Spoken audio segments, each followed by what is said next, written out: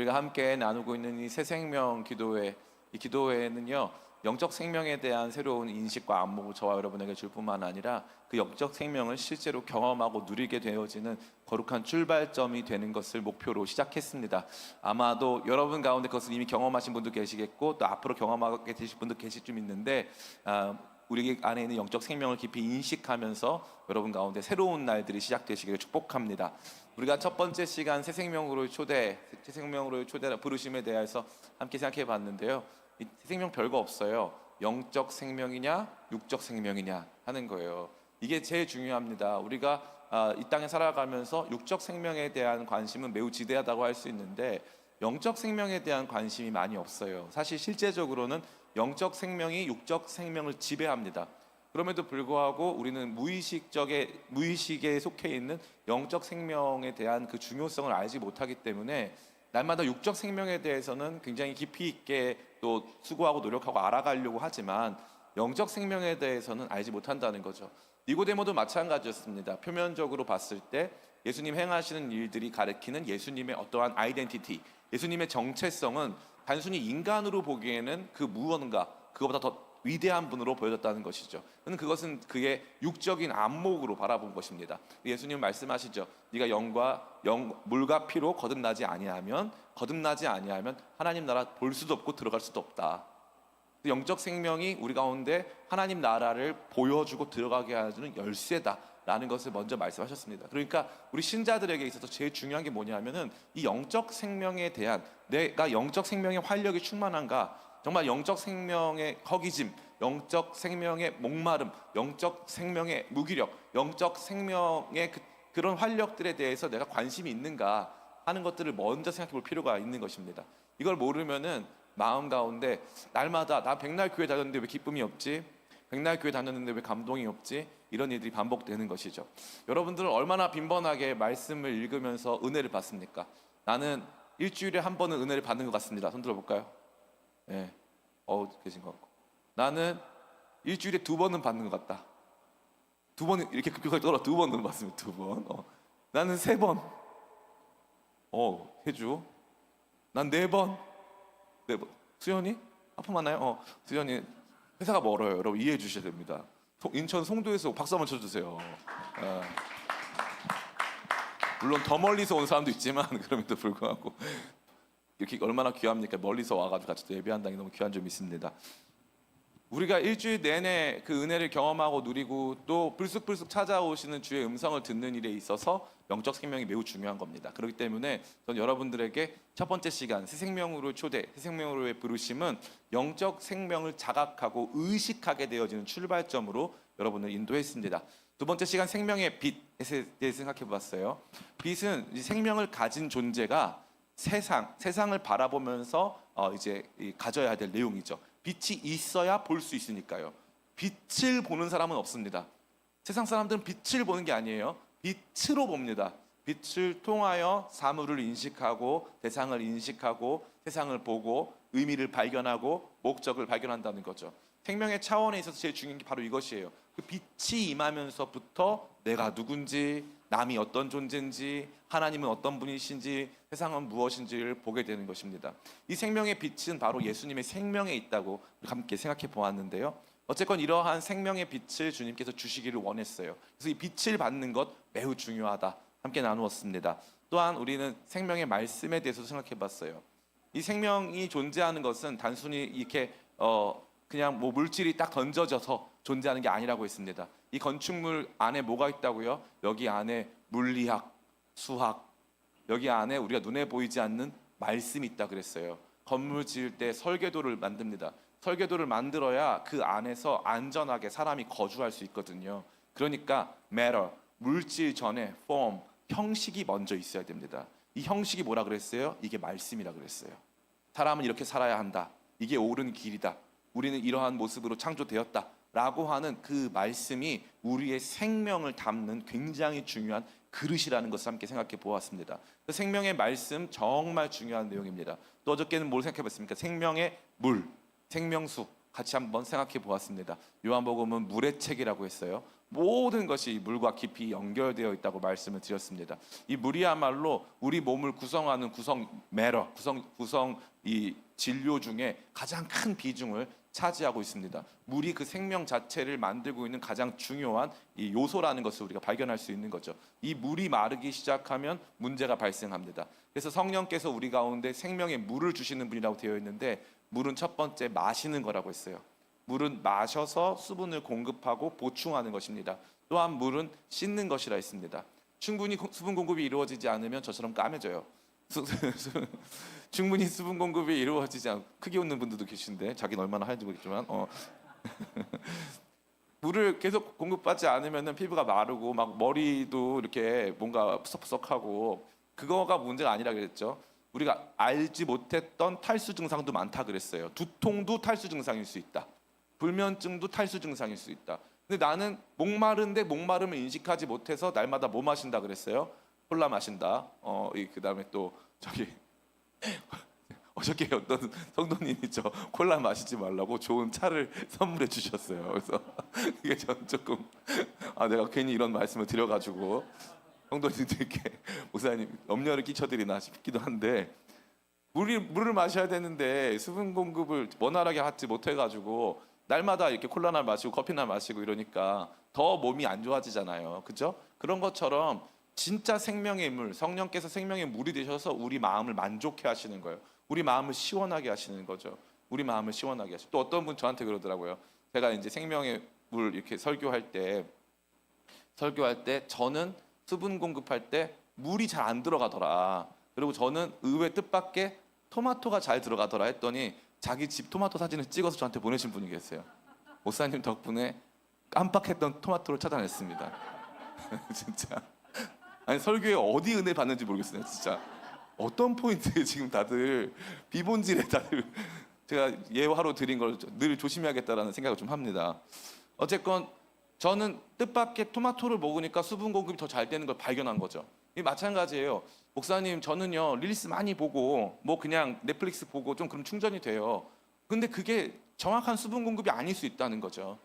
마치 진짜 우리 몸 안에 정말 수분을 채워주고 몸을 건강하게 하고 세포 하나하나까지 수분을 침투시켜 줄 수 있는 다른 종류의 음식이나 뭐 약이나 진짜 뭐 좋은 성분의 물이 있을 수 있는데, 우리는 날마다 다른 거 먹고 있다는 거죠.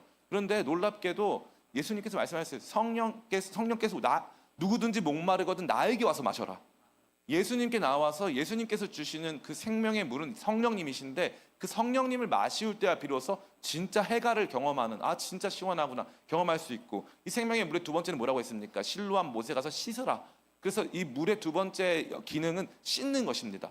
우리 마음을 씻어주고 상처를 씻어주고 고통을 치유해주는 이 성령의 물 대신, 생명의 물 대신 성령께서 오셔서 저와 여러분들을 그와 같은 방식으로 치유하고 씻어주실 줄을 믿습니다. 우리가 함께 생각해봤던 이러한 새 생명을 구성하는 여러 가지 요소들과 새 생명에 대한 중요한 정보들을 생각해 보면서 이 생명의 차원들을 좀 고려하게 되는데요. 첫 번째, 우리가 이제 생명수가 되어 있는데, 여러분, 생명의 물이 생명을 주나요? 생명을 유지시켜 주나요? 그렇죠. 생명을 주진 못해요. 생명을 가진 존재에게 물을 주어서 생명이 유지되는 거죠. 그러면 생명의 출발은 뭐라 그랬어요? 요한복음에 보니까 예수님께서 물과 성령으로 거듭나지 아니함이라고 되어 있어요. 성령으로 거듭남. 다시 말해, 성령께서 오셨을 때 첫 번째 생명, 우리 가운데 죽은 영적 생명을 살리신다 그랬어요. 아이들은 너무 사랑스럽지만 아이들이 태어날 때 영적으로 죽은 자라 그랬어요? 산 자라 그랬어요? 죽은 자라 그랬어요. 모든 자연인은 태어나면서 죽은 자 상태로 태어나는 거예요. 저와 여러분도 마찬가지예요. 우리는 모두 육적으로는 태어나지만 영적으로는 하나님을 온전히 인식할 수 없는 죽은 자와 같은 모습으로 태어난다고 그랬습니다. 그래서 사람이 거듭나지 않으면, 다시 태어나지 않으면 안 된다는 거죠. 한번 태어났는데요, 그 육적 태어남이고, 첫째 부활, 이걸 첫째 부활이라고 하는데, 이 첫째 부활은 우리가 영적으로 거듭나는 걸 의미하는 거예요. 죽어 있다가 살아난 거니까 영적으로 거듭난 겁니다. 그래서 영적으로 거듭났을 때, 그때야 비로소 하나님을 알게 되고 하나님 나라가 보이고 하나님 나라에 들어가게 되는 거예요. 그래서 첫 번째 중생이 우리 모두 가운데 필요합니다. 그래서 처음에 생명을 주시는 것은요, 따라해 볼까요? 일회성, 단회적. 중생은 두 번 있지 않습니다. 거듭나는 걸 두 번 할 수는 없어요. 하나님 나라에 들어가려면 네가 세 번째 다시 태어나, 이런 거 없어요. 일단 한 번 태어나면 되는 거예요. 아멘. 한 번 태어나면 다시, 내가 어느 시점에, 이게 굉장히 중요한 겁니다. 여러분이요, 살다 보면 영적 침체가 있어요, 없어요? 있어요. 살다 보면 영적 침체가 있습니다. 영적 침체가 있다 보니까 막 살다 보니까 내가 언제 예수님 믿었나? 이럴 때도 있어요. 나 믿는 사람이야? 뭐야? 나 가서 점이나 한번 볼까? 나 왠지 절에 갔더니 굉장히 마음이 편안해지는데, 모스크에 들어갔더니 신발 벗고 들어갔더니 아주 편안해가지고 알라한테 기도했어. 크리스찬이 이럴 수 있어요, 없어요? 이럴 수도 있어요. 심지어 이럴 수 있어요. 우리는요, 우리 자신을 너무 과대평가해요. 나는 믿음이 조금도 흔들리지 않을 거야. 나는 조금도 무너지는 것이 없을 거야. 나는 한 번도 실수하지 않을 거야. 이렇게 생각할 때가 굉장히 많이 있는 거예요. 여러분 잘 들으셔야 돼요. 이거 정말 중요한 내용이에요. 우리의 구원은 취소되지 않습니다. 우리의 구원은 취소되지 않는 거예요. 그래서 그럼 목사님 제가 믿음이 없는데요? 저 절에 갔다 왔는데요? 목사님 저 모스크 가가지고 알라한테 절하고 왔는데요? 그럼 너 구원 취소. 너 배교했고 너 이제 끝장났어. 너 구원 취소야. 이렇게 안 하신다고요. 그 주님께서, 신실하신 주님께서 저와 여러분 가운데 오셔서 성령께서 지금도 우리 마음 가운데 우리가 그렇게 했을 때 말할 수 없는 탄식으로 우리 위해서 기도하신다고 되어 있어요. 목사님 저분은 죽을 때까지 안 돌아왔어요. 저분은 원래 크리스찬이었는데 주지스님으로 살다가 돌아가셨어요. 그럼 저분도 천국 갔나요? 저분도 하나님 자녀인가요? 그분은 거듭나지 않았을 가능성이 굉장히 높아요. 거듭나지 않았을 가능성이 굉장히 높습니다. 굉장히 높아요. 저는 오히려 장례식을 많이 집례했잖아요. 이런 경우를 더 많이 봐요. 어떤 분은 진짜 안 믿는 분 같아요. 진짜 안 믿는 분. 진짜 안 믿는 분 같은데 이제 이분한테 이제 저희가 장례식 전에, 임종 전에 막 찾아가고 그러면요, 그분이 얘기를 해줘요. 목사님 사실은 제가 어렸을 때 세례를 받았습니다. 세례를 받았는데 오랫동안 주님을 떠나 있다가 다시 돌아가기가 너무 죄송해가지고 안 믿는 척하면서 살았다고. 이런 고백이 훨씬 많습니다.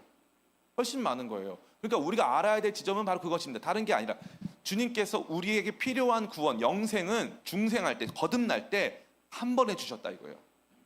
그럼 문제가 뭐냐? 중생을 했는데 이 새롭게 태어난 영적 생명을 우리가 충만하게 유지하는 게 쉬워요, 어려워요? 그게 어렵다는 거예요. 그게 어렵다는 거예요. 영원한 생명, 우리 가운데 보여진 영원한 생명, 이제 하나님 자녀가 된 생명을 충만한 상태로 유지하는 것이 어렵다는 겁니다. 어려워요. 젊었을 때는 괜찮아요. 쉬워요. 젊었을 때는. 어렸을 때는요, 뭐 콜라 맨날 마시고 막 그래도 살 안 쪄요. 근데 나중에 조금만 나이 먹어보면요, 하루에 2끼만 먹어도 막 부대끼고요, 다음날 되면 막 체중계가 다 부서져 있어요. 제가 보셨거든요. 너무 힘들어요. 막 살이 계속 쪄. 운동하면요, 근육이 잘 생겨 안 생겨?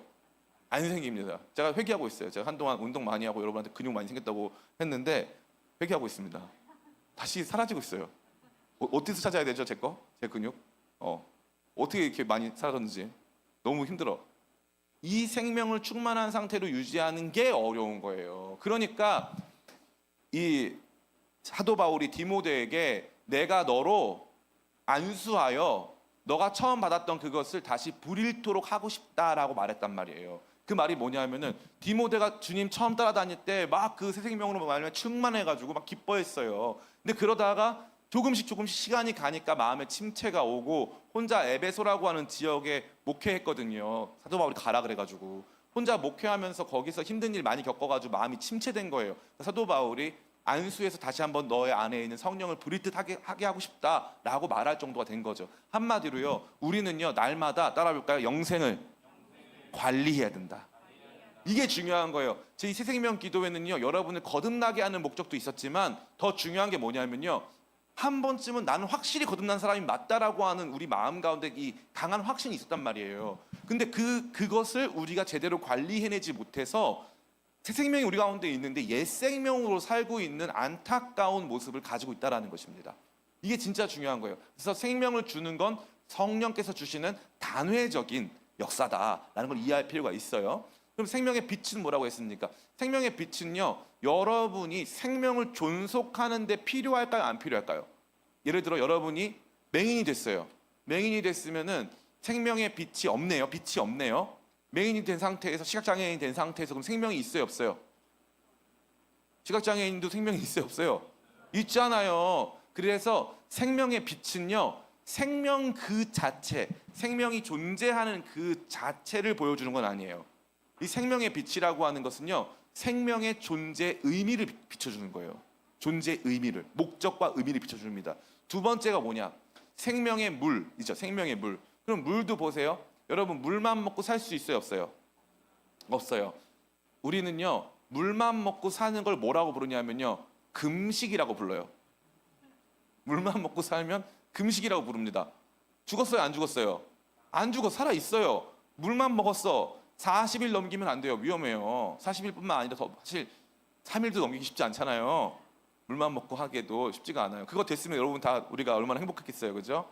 물만 먹고 사는 거가 생명은 유지가 되는데 물만 먹으면 오히려 생명의 퀄리티, 생명이 충만하게 유지되고 생명이 정말 이렇게 뭐 이 생명을 가지고 있는 우리 몸이 좀 건강한 상태에 이르고, 그죠? 이걸 보조해주는 역할이 훨씬 크단 말이죠. 물론 필수적인 보조제예요.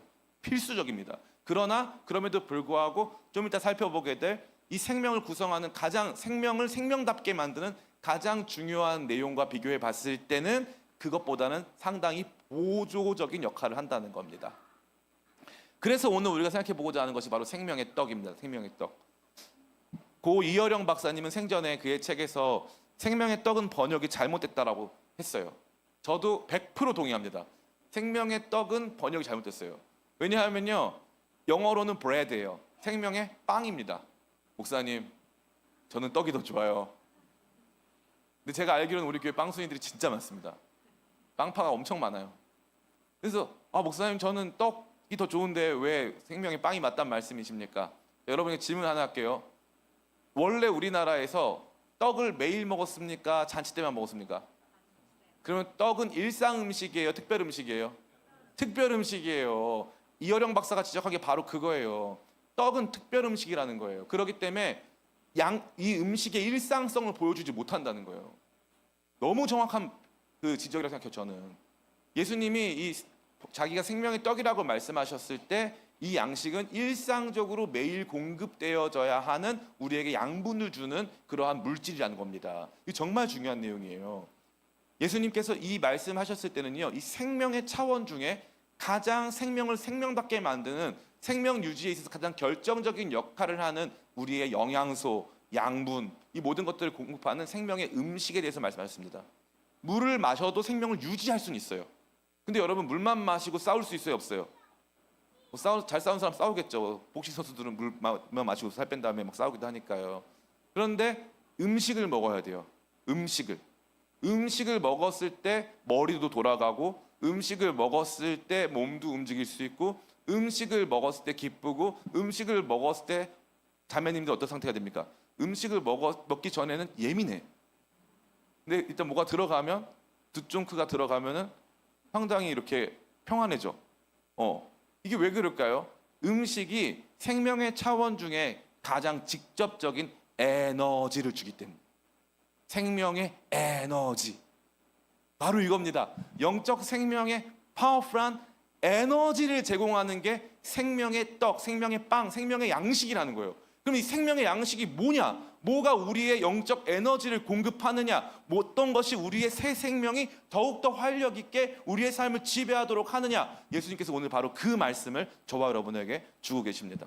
오늘 말씀의 배경은요, 이 오병이어 기적이에요. 오병이어 기적은 유일하게 마태복음, 마가복음, 누가복음, 요한복음, 사복음서에 다 나오는 가장 핵심적인 기적입니다. 이 오병이어 기적을 가장 길게 다루고 있는 복음서가 요한복음이에요. 오병이어 기적 이후에 등장하는 이 예수님을 따라다니는 예수님의 팬클럽, 예수님의 팬덤과 예수님 간의 직접적인 충돌을 보여주고 있습니다. 예수님께서 오병이어 기적을 일으키시고 제자들과 함께 반대편으로 가셨습니다. 그랬더니요, 사람들이 예수님한테 가르침 받다가 오병이어 떡을 먹었어요. 우리가 이렇게 수만 명이나 되는 사람이 있는데 먹을 게 없네. 예수님이 가서 너희가 가진 것이 무엇이냐, 너희가 먹을 것을 주어라 했더니 여기 보니까 물고기 2마리랑 보리떡 5개가 왔어요. 맞죠? 제가 반대로 말한 거, 아까 제가 생각해보니까 아까 카톡은 반대로 한 것 같아서, 그죠? 오병이어인데 제가 물고기 5마리였던 것 같아서 죄송합니다. 좀 더 단백질을 많이 먹고 싶었어요, 진짜로. 실제로 아까 오병이어 기적해가지고 초밥 맞더라고, 초밥. 그죠? 거기 들어있는 물고기 2마리였을 겁니다. 예. 오병이어 기적을 이렇게 일으키실 때에 사람들이요, 예수님 보더니 오병이어 기적이 일어난 다음에 예수님 잘 먹었습니다 하고 끝난 게 아니에요. 재밌는 건 이 기적을 딱 한 다음에 사람들이 어떻게 했습니까? 우리 여러분 성경책으로 같이 한번 읽어볼까요? 요한복음, 우리 같이 읽겠습니다. 요한복음 6장 14절 15절. 요한복음 6장 14, 15 같이 읽습니다. 시작. 그 사람들이 예수께서 행하신 이 표적을 보고 말하되 이는 참으로 세상에 오실 그 선지자라 하더라. 그러므로 예수께서 그들이 와서 자기를 억지로 붙들어 임금으로 삼으려는 줄 아시고 다시 혼자 산으로 떠나 가시니라. 너무 재밌는 장면이에요. 이 사람들이요, 이 오병이어 기적을 보고 예수님이 참으로 세상에 오실 그 선지자라 그랬대요. 이 그 선지자는요, 신명기 18장에 등장하는 모세와 같은 선지자 한 사람. 너희는 그의 말을 들을지어다. 그래서 마지막에 오게 될 바로 그 선지자를 의미하는 거거든요. 그럼 사람들이 알아본 거예요, 안 알아본 거예요? 알아본 거예요. 예수님 알아본 거예요. 목사님 됐네요. 예수님 알아봤네요. 그런데 알아봤는데, 예수님이 메시아라는 걸 알아봤는데 메시아를 섬기고 다루는 방식이 잘못됐어요. 예수님을 임금으로 삼고 싶었어요. 예수님은 메시아로, 하나님의 아들로 오셔서 십자가에서 우리 죄를 사하기 위해서 돌아가시고 부활하셔야 되는데 예수님을 정치적, 군사적, 경제적 왕으로 삼으려고 했단 말이에요. 예수님이 어떻게 하시죠? 도망가시는 거예요. 예수님이 그들을 피하여 가십니다. 그러니까 사람들이 어떻게 합니까? 사람들이 다음날 예수님 있는 데까지 찾아옵니다. 우리 6장 23절부터 27절 같이 읽겠습니다. 시작. 그러나 디베랴에서 베드리 주께서 축사하신 후 여럿이 떡 먹던 그곳에서 가까이 왔더라. 무리가 거기에 예수도 안 계시고 제자들도 없음을 보고 곧 배들을 타고 예수를 찾으러 가버나움으로 가서 바다 건너편에서 만나 랍비여 언제 여기 오셨나이까 하니 예수께서 대답하여 이르시되 내가 진실로 진실로 너희에게 이르노니 너희가 나를 찾는 것은 표적을 본 까닭이 아니요 떡을 먹고 배부른 까닭이로다. 썩을 양식을 위하여 일하지 말고 영생하도록 있는 양식을 위하여 하라. 이 양식은 인자가 너희에게 주리니 인자는 아버지 하나님께서 인치신 자니라. 아멘. 여기 보니까 예수님께서 이 사람들이 뭐라고 말하냐면 너희가 나를 찾는 이유는 표적을 본, 다시 말해 예수님이 메시아이기 때문에 찾아온 게 아니라 떡을 먹고 배불렀기 때문이다. 예수님을 받아들이는 방식이 이 땅에서 잘 먹고 잘 살게 해주시는 거, 평안하고 안정되게 살게 해주시면 된다 이거예요.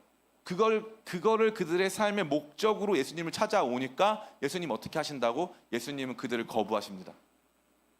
잘 먹고 잘 살기 위해 예수님 찾아온 사람들 예수님 거부하세요. 예수님 맞으시잖아요. 메시아 맞잖아요. 하나님 아들 맞잖아요. 그랬더니 너희가 나를 찾아온 것은 내가 그게 맞아서 찾아온 게 아니라 너가 나를 찾아온 거는 떡을 먹고 배불렀기 때문이야. 너한테 더 밥 많이 사주는, 맛있는 밥 많이 해주는, 좋은 집 살게 해주는, 너의 삶을 윤택하게 하고 죽어있는 옛 생명, 옛사람의 삶을 더욱더 풍요롭게 해주기 위한 도구로 나를 너네 왕으로 삼으려고 하는 거야. 이러한 내용은 다른 복음서에 등장하지 않습니다. 예수님과 회중들 간의 갈등. 그러고 나서 예수님이 이 회중들에게 이야기하십니다. 그게 뭐예요? 오늘 저와 여러분이 읽었던 바로 그 내용입니다. 48절부터 51절까지 한번 읽어보겠습니다. 시작. 내가 곧 생명의 떡이니라. 너희 조상들은 광야에서 만나를 먹었어도 죽었거니와 이는 하늘에서 내려오는 떡이니 사람으로 하여금 먹고 죽지 하게 한 것이니라. 나는 하늘에서 내려온 살아있는 떡이니 사람이 이 떡을 먹으면 영생하리라. 내가 줄 떡은 곧 세상의 생명을 위한 내 살이니라 하시니라. 아멘. 이거 띄워놔 주세요. 예수님은 지금 자기를 뭐라고 말하냐면요, 하늘에서 내려온 살아있는 떡이라고 말씀하세요. 근데 이 전에 보면요, 출애굽기에 보면은 이스라엘 백성들이 광야에서 그 수백만 명이 같이 밥을 먹어야 되니까 하나님께서 하늘에서 급식 활동하셨잖아요. 급식 활동, 그죠? 피딩 사역, 하나님의 피딩 사역. 만나가 내려왔잖아요. 만나가 내려왔고 고기 먹자고 하니까 메추라기 주셨잖아요, 그죠? 만나 주셨어요. 만나. 이 만나의 뜻이 뭐냐면 이게 뭐야 이거예요. 이게 만나 이거예요. 이게 아시는 분 알 텐데, 이게 먹는 거 만나 이렇게 되는 거죠. 이게 만나가 그 뜻이에요. 이게 뭐냐고. 그거 뭔지를 몰라요. 만나의 핵심은요, 이게 뭔지를 모르겠는 거예요. 알 수가 없어. 그런데 먹으면 하늘에서 내려온 거고 뭔지를 모르겠는데 먹어서 생명을 유지하는 거예요. 이게 구약 성경에 기록된 하늘에서 내려온 떡 만나의 역할입니다. 예수님은 뭐라는 거예요? 내가 진짜 만나다. 그래서 예수님이 누구신지 우리가 쉽게 알 수 있어요? 없어요? 없어요. 하늘에서 내려왔어요? 안 내려왔어요? 내려왔어요. 하늘에서 내려와서 그 정체를 알 수 없는 존재이신데 그 예수님이 자기를 먹으라는 거예요. 예수님을 먹는 거예요. 예수님이 생명의 떡인 거예요. 예수님을 먹으래요. 그러니까 이게 얼마나 파격적입니까? 그래서 고대 이 로마 시대 때도요, 왜 기독교를 박해했냐면은 기독교를 박해하는 여러 가지 요인 중에 하나가 첫 번째는 근친상간이라고 하는 루머가 있었어요. 왜냐하면 교회 가면은 여성분들을 뭐라고 불러요? 자매님이라고. 아무나 다 자매님이래. 그리고 남자들 뭐라고 그래요? 형제님이래. 그래가지고 같이 막 모여 있어. 그리고 가끔 막 보면은 세족식 같은 것도 발 닦아줘. 뭐야, 변태야 뭐야? 애매하잖아. 그러니까 사람들이 오해를 한 거예요. 두 번째 중요한 오해. 제가 카더라 썰이 아니라 다 이게 교회사에 나오는 내용이에요. 두 번째 교회가 오해받은 게 뭐냐면 인육을 먹는다. 정말 큰 오해였어요. 그래서 사람들이, 교회를 모르는 사람들은 쟤네들이 맨날 만나서 뭐 하냐면은 이것은 내가 너희를 위해서 주는 내 몸이니, 몸을 먹는데. 그리고 그 당시까지만 하더라도 화채설, 수박화채 아니라 그랬어요. 이거 성만찬에 참여할 때 이 떡이 실제로 예수님의 몸으로 바뀐다고 믿었어요. 지금도 천주교도 그렇게 믿어요. 지금도 화채설, 변하다, 채, 몸으로 바뀐다. 예수님 몸으로 바뀐다. 그래서 그 성만찬에 참여하는 걸 굉장히 중요한 걸 여기는 이유가 실제 예수님의 몸을 먹기 때문인 거죠. 교회는 처음부터 이 일을 해왔습니다. 이거는요, 그냥 단순히 우리가 뭐 믿음, 신앙적 활동 이게 아니라 매우 구체적으로 이 먹음이라는 행위를 통해서 우리가 구원을 지속적으로 풍성하게 누린다라는 것을 이른바 이제 아주 강하게 이 시위하듯 보여준 거예요. 굉장히 중요한 내용이 아닐 수 없습니다. 근데 예수님이 생명의 떡 되신 사건은요, 만나보다 한 차원 높은 거예요. 51절 한번 띄워주시겠어요? 50절 51절 보면요, 사람으로 하여금 먹고 죽지 않게 하는 거. 만나는 광야에서 먹고 죽지 않게 하는 거예요. 만나가 맛있었다는 기록이 있어요? 없어요? 없어요. 만나는 일단 맛이 없어. 그래서 사람들이 계속 시위해 안 해. 맛있는 걸 달라고 시위를 많이 합니다. 만나가 매일 먹는 맛이 하나도 없어가지고 이게 무슨 맛인지 몰라가지고, 그러니까 이게 진짜 만나 이름이 정확한 게, 이게 먹는 게 맞나? 이게 맛이 나? 뭐 이런 것도 있고 다양한 뜻으로 해석될 수가, 저만 해석하고 있는데요. 죽지 않게 하는 거래요. 이거 먹으면 안 죽는 거래. 이거 먹고 살려고 하는 게 아니라 안 죽으려고 먹는 거라는 거죠. 안 죽으려고 하는 거. 제가 누누이 말씀드리잖아요. 구약 성경과 신약 성경의 차이는요, 구약 성경은 그림자, 구약 성경은 그리고 이 모든 것들을 명확한 한계를 가지고 있는 거예요. 근데 예수님 51절이 재밌어요. 51절.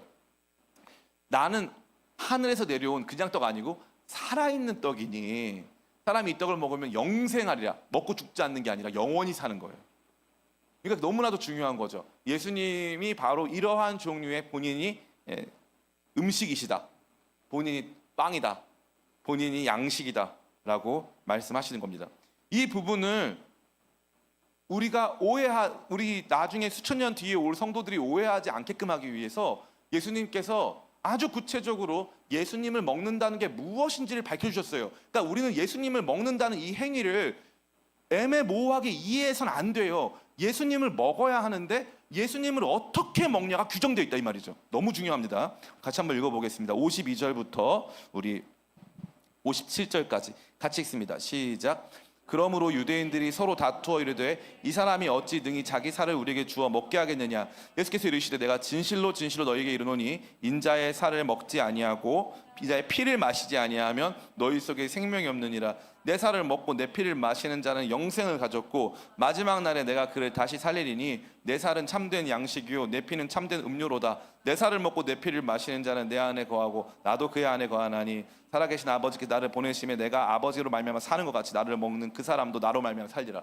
이게 너무 기가 막힌 말씀이에요. 일단 뒤부터 해석을 하면요, 마치 예수님과 하나님 아버지와의 이 신적 연합이 우리가 예수님과 안에서 일어나는 연합과 가능한 것, 마치 하나님 아버지와 예수님이 한 분이신 것처럼 우리도 예수님과 온전한 연합을 이룰 수 있다. 그러면 연합을 이루게 하는 행위는 뭐다? 예수님 먹음이라는 거예요. 그럼 예수님을 묵상하는 거, 말씀을 이렇게 읽는 거, 아니 내 살과 내 피를 먹는 거. 너무 잔인하고 이게 너무 이게 어떻게 받아들여야 될지. 아니 나를 먹으라고. 내가 너를 위해 내 살도 주고 내 피도 줄게. 나를 먹으라고. 여기에는요 그 어떠한 무슨 미사여구가 없어요. 여기에는요 그냥 진짜 아주 어떻게 보면은 진짜 잔혹해 보일 만큼 아주 냉철하고 정확하게 나를 먹으라고. 나 먹어. 내 살 줄게. 내 피 줄게. 나 먹어. 그러면 너와 나와 연합할 거야 라고 말씀하시는 거예요. 그래서 여러분 보시면요, 너무 놀랍게도요, 예수님이 우리한테 명령하신 다양한 것들이 있지만 가장 구체적으로 명령하신 게 뭡니까? 여러분, 세례 방식이 명령되어 있을까요? 아니에요. 세례 방식은 도리어 명령되어 있지 않습니다. 세례는 모범이죠, 모범. 그래서 세례는요, 우리 이 침례도 가능하지만 약식 세례도 가능하잖아요. 그런데 성만찬은 규정되어 있어요. 성만찬, 여러분 성만찬 하다 보면 중간에 다른 것도 드실 수 있잖아요. 다른 것 반찬 넣을 수 있어, 없어? 못 넣어요. 딱 그 규정돼 있어요. 그리고 왜 맨날 포도주만 마셔요? 포도 없는 나라 어떡해? 다른 거 마셔도 될 거 아니에요. 조금 주여 오늘은 위스키로 가겠습니다. 이럴 수 있잖아. 왜 규정돼 있어요? 명확한 상징이 있어서 그래요. 명확한 상징이. 이건요 수천 년 뒤에도 절대 깨서는 안 되는 명확한 상징이 있다 이 말이에요. 무슨 말이냐면 예수 그리스도의 대속적 죽음은 우리에게 생명을 주기 위한 죽음이었다. 예수님의 대속적 죽음이 어떤 방식으로 생명을 주느냐 하면 실제로 우리가 무언가를 먹어서 그게 우리한테 힘을 주듯이 우리 안에 들어오셔서 우리의 생명을 강화하는 방식으로 우리 생명에 파워풀한 에너지를 공급하는 방식으로 예수님께서 그 생명을 내어주셨다라고 하는 어마어마한 메시지에 담겨 있는 것입니다. 이게 우리 신자들에게 언제나 간과되는 건데요, 십자가를 잃어버리는 순간 새 생명의 활력을 잃어버립니다. 십자가가 없어지면 새 생명이 없는 것과 같은 상황이 되는 거예요. 무슨 말이냐? 봐요. 빛이 옵니다. 빛이 있군. 이렇게 봅니다. 여기는 대환이가 있고 여기 예광이가 있고 다 봅니다. 그리고 막 물도 좀 마셔가지고 목은 안 말라. 적당히 살아갑니다. 그러나 웃긴 게 뭐냐면은 십자가를 묵상하잖아요.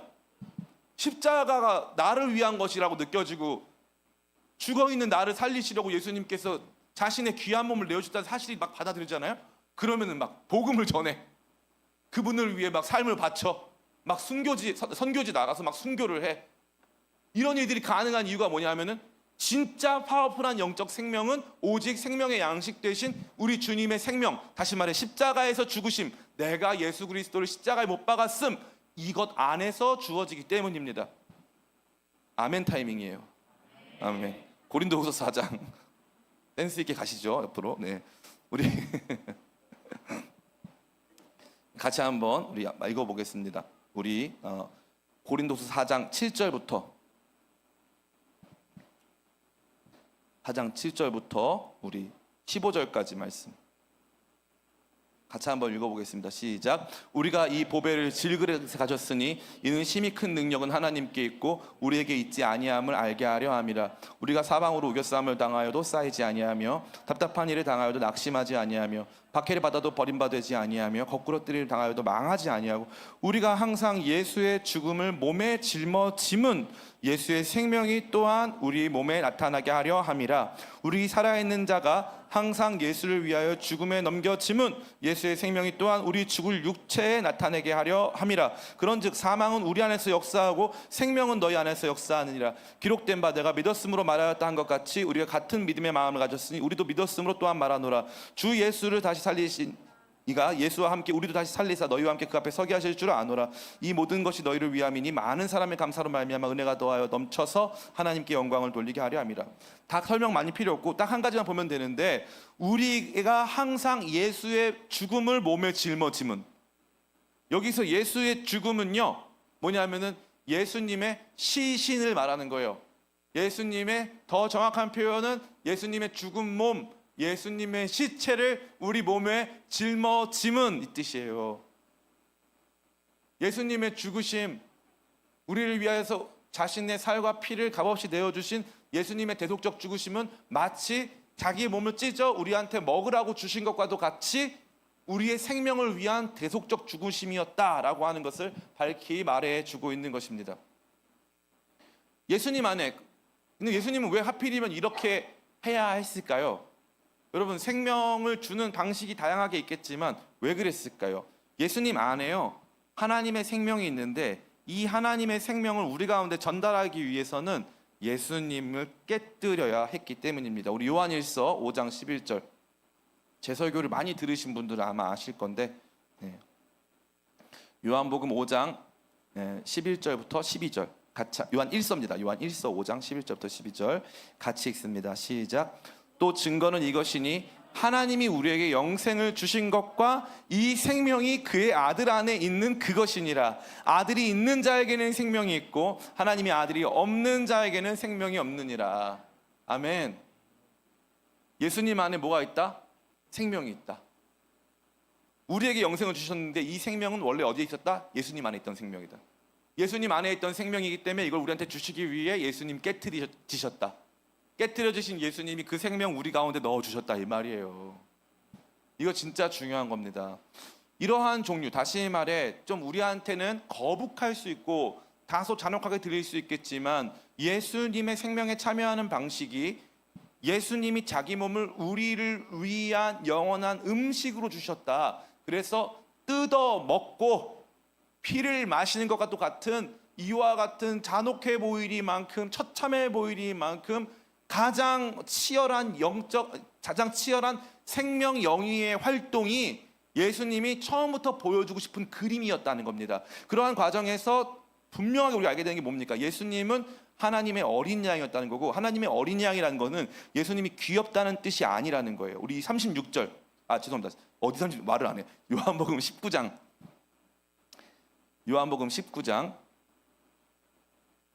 32절부터 36절까지 한번 같이 볼까요? 32절부터 36절까지 요한복음 19장 32절 36절 같이 읽습니다. 시작. 군인들이 가서 예수와 함께 못 박힌 첫째 사람과 또 다른 사람의 다리를 꺾고 예수께 이르러서는 이미 죽으신 것을 보고 다리를 꺾지 아니하고, 그중 한 군인이 창으로 옆구리를 찌르니 피와 물이 나오더라.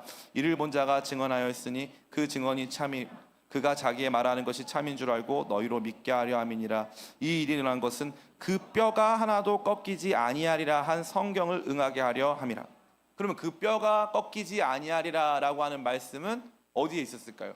시편 22편에 나오지만 원래 뼈가 꺾이지 않는다는 것은요, 출애굽기에 보면은 하나님께서 이 6월절에 어린 양을 구워 먹을 때 절대 못하게 하신 게 있어요. 그게 뭐냐면은 뼈를 꺾지 않는 거예요.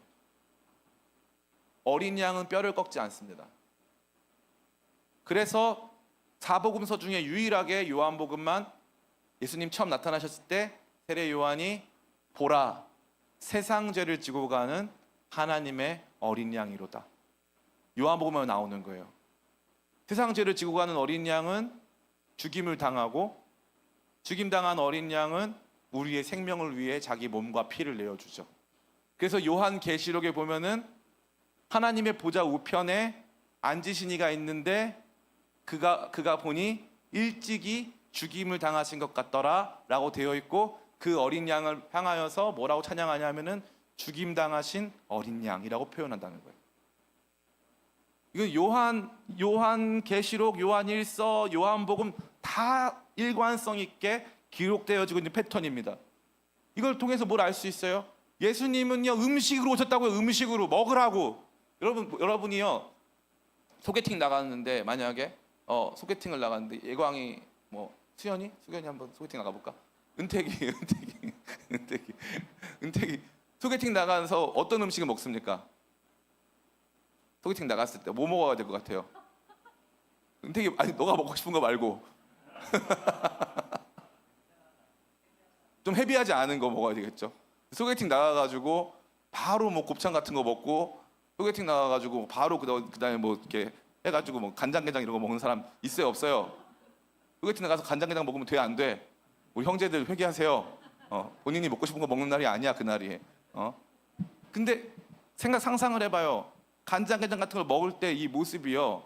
우리가 어떤 좀 품격 있는 한 사람을 좀 고려할 때 이 사람을 막 먹는 모습을 보면서 막 이렇게 참 복스럽게 맛있게 먹는 이런 것도 있겠지만 그 차원으로 가능한 거고 웬만한 사람은 거기서 깨는 거예요. 옛날에 제가 친한 이렇게 여자 사람 친구가 있었는데 그 친구가 이제 한 번 이제 같이 중고등학교 때 막 얘기하다가 3년 동안 짝사랑하는 오빠가 있어요. 근데 그 오빠한테 이 자매가 데이트 신청했다는 거야. 그래서 너 너무 잘했다, 대단하다. 막 이렇게 칭찬해줬죠. 그리고 갔다 와서 데이트 갔다 와서 그 오빠랑 이제 안 만나기로 했다는 거예요. 그래서 왜 그랬냐 그랬더니 그 오빠랑 햄버거를 먹으러 갔는데 햄버거 먹는 모습에서 너무 정이 떨어졌다 이거죠. 그래가지고 자기는 이제 그 오빠를 이제 버렸다는 거예요. 정말 세상에. 왜요? 먹는 게 그런 거예요. 가장 본능에 가깝고요. 가장 다른 생명체의 생명을 뺏는 활동으로 묘사가 되고요. 가장 적나라하고요. 가장 자기를 위한 활동이에요. 먹음의 활동 그런 거예요. 예수님 뭐라는 거예요? 나 먹어. 내 살 먹어. 내 피 먹어. 그래서 살아. 너 이거 먹어야 사는 거야. 이거 내 거 먹어. 이거 먹어서 또 먹어. 이거 먹어. 만나는 매일 먹습니까? 가끔 먹습니까? 매일 먹어야 됩니다. 그럼 예수님이 뭐라고 했어요? 내가 하늘에서 내려온 살아있는 떡이라고 그랬어요. 그럼 예수님은 언제 먹어요? 매일 먹는 거예요. 예수님을 매일 먹어야 되는 거예요. 그 십자가의 죽으심을 매일 묵상하는 거예요. 제가 우리 교회에서 그동안 이제 사역하면서 예전에는 한 달에 한 번도 성만찬도 했고 원래는 매주 하고 싶은 마음도 있어요. 그런데 그럼에도 불구하고 준비하시는 분들이 힘들고 또 참여하는 분들이 또 여러 가지로 또 불편한 마음이 있을까 봐 이렇게 성만찬을 많이 안 했던 것 같아요.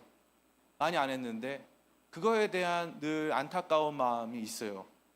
제가 이제 해외 선교지를 정말 많이 가잖아요. 선교지 가면요 교파가 달라도 다 하는 게 있어요. 다 성만찬 다 해요. 매주 합니다. 매주. 인원이 많아도 매주 해요. 몇천 명 모여도 매주 합니다. 딱 큰 것도 필요 없어요. 이제 이렇게 목사님이 이렇게 빵 갖고 있고 이쪽에 포도주 들고 있으면은 빵 줄 서가지고 와가지고 이 빵 찢어가지고 이제 포도주 찍어서 하나씩 먹고 바로 들어가는 거예요. 한 사람만 10초도 안 걸려요. 10초가 뭐야? 5천 명 다 끝나는 거지. 다 그렇게 해요. 그거 먹으면서 다 묵상하고 기도하고. 그래서 선교지나 우리 해외 찬양에서는요 예수 그리스도의 십자가에 대한 찬양이 그렇게 많은 거예요. 의식적으로 그 십자가를 묵상하도록 의식적으로 그것이 우리의 영적 생명을 강화하고 있음을 인정하도록 하기 때문에 십자가를 바라보게끔 하는 것이 너무나 중요한 거예요. 너무나. 근데 저는 너무 안타깝게도 오늘날 우리 신자들이요 너무 세련된 나머지 이 어떻게 보면은 정말 경망스러워 보일 만큼 뭔가 뜯어먹는 것 같은 이 행동, 이 먹음의 행위에 동참하지 않으려고 그래요. 곱게 옷 입고 와가지고 예쁘게 신앙생활하길 원하지 예수님의 십자가에 달려가서 예수님 뜯어먹고 있는 모습이 우리한테는 근사해 보이지 않는다는 거죠. 그러나 그렇게 하지 않으면 죽어요. 그렇게 하지 않으면 영적 생명이 말라요. 활력이 없어요. 교회 생활, 신앙 생활, 그리스도의 증인된 성도의 생활 안 돼요. 안 돼. 좀 추잡해 보이고 어찌 보면 조금 이렇게 사람들 보기에 그래 보여도 주님 부끄럽지만 예수님 제가 예수님의 몸을 먹습니다 하면서 십자가 앞에 또 가까이 나아가는 거예요. 그게 없어지니까 우리가 교회에서 교양 있는 말씀을 많이 듣지만 진짜 그리스도 십자가의 증인으로 살 힘이 안 나는 거예요. 십자가의 예수님을 먹어야 우리가 무슨 뭐 증인이 되죠. 그 생명, 예수님 안에 있는 생명, 그 몸을 찢으셔서 우리한테 내어주신 그 생명에 참여해야 우리가 뭔가 증인이 되고 그 생명 먹은 자로서 그 생명의 능력을 나타내죠. 근데 그게 없으니까 아무도 그런 건 싫은 거야. 내 인생에서 주님이 도움을 주길 바라지, 내가 그 영적 생명을 풍성케 해서 주님이 원하시는 삶에 나를 드리고 싶지는 않으니까요. 이게 오늘날 우리의 비극입니다. 원래 순서대로 하면은 이 새 생명으로의 초대, 이게 먼저고, 그 다음에 이제 빛, 그 다음에 이제 물, 그 다음에 이제 양식, 그 다음에 말씀이 와야 돼요. 근데 제가 말씀을 먼저 했고, 오늘 이제 제가 일부러 이 양식을 좀 나중에 했어요. 왜냐하면은 말씀 당연히 중요하고, 이 살아난 자들이 이 말씀을 통해서 길을 얻는 거니까 중요한 거 맞아요. 그런데 근본적으로 영적 생명의 활력을 가장 깊이 크게 느끼는 거는 이 먹는 거예요. 먹고 나면 힘이 나는 거예요. 그래서 어쩔 수가 없어. 잔혹하고 미안하고 하지만 예수님 앞에 또 나가서 예수님 죄송합니다 하고 예수님의 양식, 예수님의 살과 피에 참여하는 거예요. 참여하는 거예요. 우리가 사방으로 우겨쌈을 당하여도 쌓이지 아니하고 거꾸로 뜨럼을 당하여도 망하지 아니하는 이유는 우리 몸에, 죽을 몸에 예수님의 시신, 예수님의 죽음을 우리가 짊어지고 있기 때문이래요. 그게 우리가 살아나는 방법이에요. 예수님 십자가 앞으로 나아갑니다. 나를 위해 죽으신 예수님, 그분 앞으로 내가 나아갑니다. 주님의 십자가 더 알기 원합니다. 나를 위해 죽으시고 나를 위해 흘리신 피, 나를 위해 내어주신 당신의 몸과 피 알기 원합니다. 경험하기 원합니다. 그 십자가 가운데 나아가 영원한 생명을 얻습니다. 주님의 생명에 참여합니다. 저는요, 지금도 이 생각을 하면 지금도 제 마음이, 가슴이 떨려오는 거예요. 저는 이제 아버지가 안 계시잖아요. 그러니까 어머니밖에 안 계신데, 우리 어머니가 이제 한국 나이로 83살 되셨어요. 83살. 근데 이제 하루하루가 이제 어머니는 더 키도 작아지시고 말라가시고 저는 더 뚱뚱해지고, 지나온 삶을 생각해 보면 내가 우리 엄마를 먹어서 이렇게 됐구나. 나는 엄마의 젊음을 먹고 엄마의 건강을 먹고 엄마를 먹고 내가 이렇게 컸구나. 이걸 많이 느껴요. 연어 아시죠? 연어는 산란을 위해서 바다에서 강을 거슬러 올라갑니다. 강을 거슬러 올라가서 거기에서 알을 낳아요. 그러면 기력이 다 빠져요. 그럼 어떻게 하죠? 그 알들이 그 엄마 연어를 먹는 거예요. 그래서 엄마 연어를 먹고 얘네들이 힘을 내서 다시 먼 바다로 갑니다. 먹는다는 게요, 이 먹음이 철학이고요. 먹음이요, 이게 엄청난 메시지고요. 이 먹는다는 게 정말 보통이 그게 아니에요. 우리는 생각해요. 목사님, 예수님 먹음 이게 뭐예요? 여러분, 몽골 가면요, 몽골 사람들은 이제 이 초원 유목민이잖아요. 유목민. 그러니까 육식을 엄청 많이 해요. 육식을 엄청나게 많이 하는 나라의 공통적인 특징이 뭔지 아세요? 육식을 많이 하는 모든 나라는요, 자기가 먹는 음식이 되는 그 동물을요 굉장히 존중해요.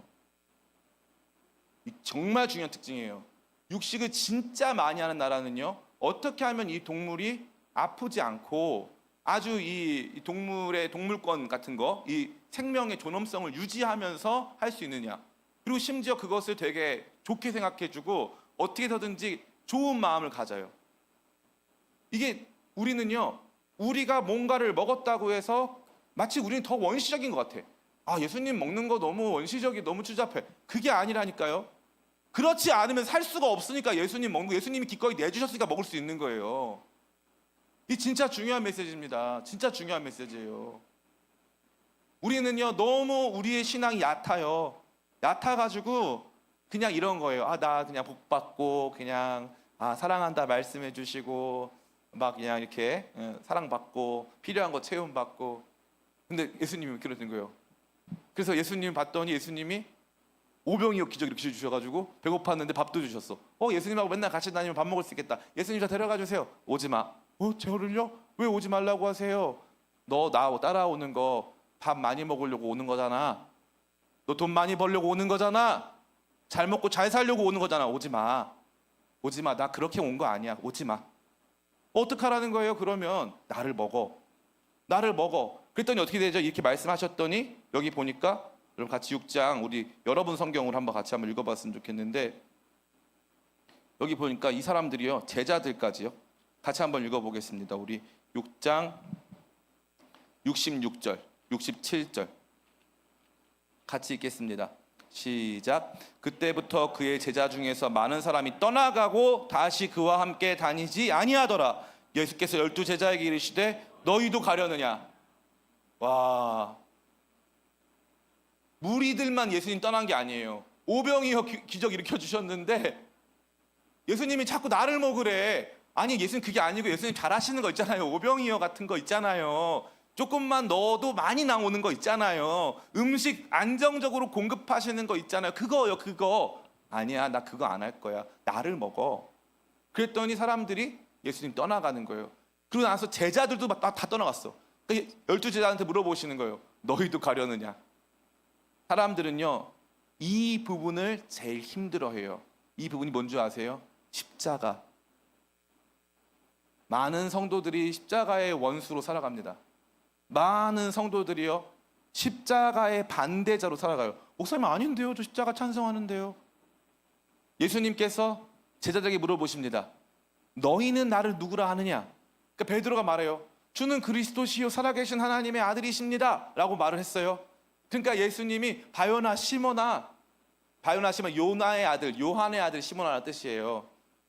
너로 이것을 알게 하신 분은 하나님이시다 라고 말했어요. 그러고 나서 예수님께서 너가 말한 것처럼 내가 그리스도시고 하나님의 아들인데 내가 이제 예루살렘에 올라가서 거기에서 모진고초 당하고 십자가에서 죽을 거야 그랬더니 베드로가 예수님께 항변하여 이르되 주여 안 됩니다라고 말했다는 거예요. 거기 말하는 항변하다는 헬라어 에피티마오는 예수님의 귀신들을 꾸짖으실 때 쓰는 말이 예수님이 귀신들을 꾸짖을 때 쓰신 말이 에피티마오예요. 예수님께서 그들을 꾸짖으사 그러면 에피티마오. 베드로가 예수님을 꾸짖은 거예요. 예수님 장난합니까 지금? 무슨 십자가가 그 입에 담지도 마세요. 어디 가서 죽으신다고 지금? 이 사람들 따라 나왔는데 지금 예수님이 죽어버리면 어떡하라고 지금? 장난합니까? 여기 지금 이스라엘이 지금 로마의 압제 가운데 있고 백성들이 도탄에 빠져 있는데 예수님 하늘에서 내려오셨으면 이 사람들 회복시켜 주셔야죠. 막 베드로 항변해요. 그때 예수님이 뭐라고 하시죠? 베드로한테 사탄아 물러가라. 충격 아닙니까 여러분? 이게 쟁점이에요. 이게 쟁점입니다. 십자가가 쟁점입니다. 십자가 중심의 크리스찬이 될 것이냐, 나 중심의 크리스찬이 될 것이냐, 이 싸움이에요. 이 싸움 이제 시작됐습니다. 저는 우리 기쁨의 교회가 2026년도에 십자가로 가까이 나오시길 축복합니다.